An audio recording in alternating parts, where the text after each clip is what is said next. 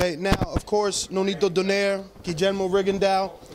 Not only is it going to be Donaire's most, I guess, toughest test because of all the amateur accolades and the fact that Guillermo Rigondeaux won his title at such a young stage, early stage in his career.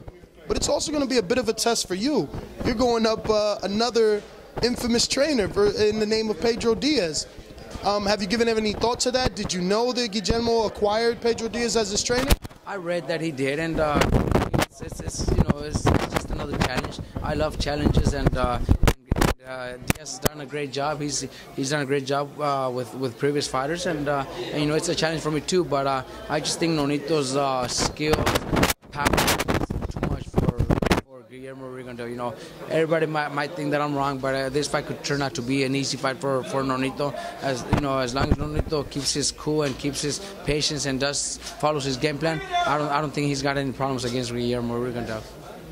Now, does the Roberto Marroquin fight versus Guillermo Rigondeaux, is that a fight that you're going to be looking at with interest, because it was a guy that basically staggered Guillermo really bad in that fight? Well, you know, against him, you know, it's going to be Nonito and Guillermo in the ring. So, you know, we could see the fights over and over, but it doesn't, you know, it doesn't really mean anything, because in the ring it's not going to be Marroquin, it's going to be Nonito. So much, it's just a different level, and people will see. You know, Rigondeaux is very talented. You know, he's got so much talent, so much skills, but when he's in front of somebody like Nonito, it's going to be a different story. He's never been in that situation before, and once he gets hit by Nonito, you know, I just don't expect him to last that long. Now, I had the opportunity to interview Rigondeaux clearly at the press conference this Thursday, and he mentioned his 475 amateur fights. Now, nobody had that many amateur fights. Does it, I don't know, does it play in the back of your mind that possibly he can take that amateur style and look to win this fight from the outside on a point system? Well, you know, he might be able to do it for 2 or 3 rounds.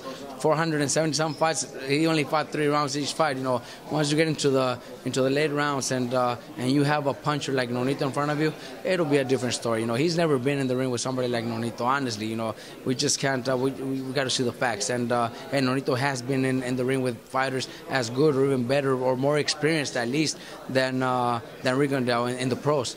But you know, Rigo's gonna try his best, and I wish him the best. You know, honestly, I respect his career as an amateur and as a pro too, because you know, having to leave his country and leave family behind to find a better life for himself and his family, gotta respect that. Gotta take my hat off for that, and I have nothing but respect for him. But inside the ring, it's gonna be him and Nonito, and Nonito's gonna do his job.